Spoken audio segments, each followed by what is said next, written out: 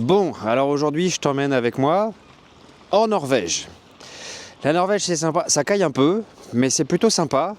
Et il faut que je te raconte un truc marrant. Hier, en débarquant ici à Tromsø, le pays, la ville quasiment la plus au nord de la Norvège, alors c'est pas encore le Cap Nord, hein, mais t'es déjà bien haut. Je regarde sur Instagram et je m'aperçois qu'il y a une personne que je connais qui est aussi à Tromsø. Et pour la petite anecdote, c'est une ancienne coachée du programme Quick Change.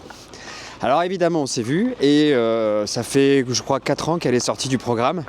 Et c'était juste dingue parce que, en fait, quand j'ai créé ce programme il y a quelques années, et si tu as vu la conférence, tu es bien au courant de ça, j'ai parlé de quelque chose qu'on appelle la contamination positive. Qu'est-ce que c'est que cette contamination positive ? C'est l'idée de créer une communauté de personnes qui sont sorties du burn-out. Pourquoi ? Pour aider les gens, pour influencer les personnes qui sont actuellement en burn-out, justement à ne pas tomber dedans ou s'en sortir plus rapidement et plus facilement. C'est assez rigolo parce que cette personne que j'ai croisée hier m'a raconté que justement, elle, ayant connu cet enfer-là, a détecté chez une de ses collègues qu'il était largement temps de faire quelque chose, de s'arrêter, de mettre un petit peu le cerveau en pause, parce que sinon elle allait droit dans le mur. Et c'est exactement ça en fait moi que je voulais quand j'ai créé le programme Quick Change. Au-delà d'aider les personnes, c'était vraiment cette idée de communauté, de personnes vraiment bienveillantes, même si ce mot-là il est souvent galvaudé, en tout cas de personnes qui s'en sont sorties, de survivants du burn-out, qui peuvent justement s'entraider les uns les autres, qui peuvent observer les personnes qui risqueraient de plonger pour pouvoir s'en sortir. On connaît tous la contamination négative, on en a tous déjà fait les frais. Tu sais, c'est quand tu arrives au boulot le lundi matin, tu es plutôt de bonne humeur, tu as passé un super week-end.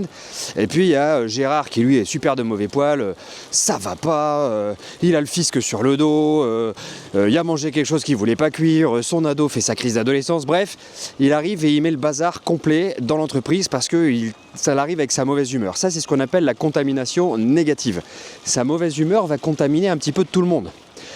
La contamination positive, c'est autre chose. C'est vraiment l'inverse. Moi, ce que j'ai envie, c'est que on soit des personnes bienveillantes, même si, encore une fois, je ne suis pas très fan de ce terme-là, parce qu'il est très très souvent galvaudé, il y a souvent de la fausse bienveillance, mais des personnes qui ont connu cette histoire de burn-out, qui ont envie de s'en sortir réellement, sincèrement, et puis qui s'observent un petit peu les uns les autres pour être là comme un petit peu une vigie, tu vois, des gens vigilants qui observent, ok, est-ce que mon collègue il est en train de glisser ou pas ? Donc quand hier elle me racontait cette histoire, j'étais super content et c'était une super première anecdote ici en Norvège. Je vais t'en donner quelques autres évidemment, si tu es avec moi tu sais que je vais rester quelques jours ici, moi je te dis à très vite.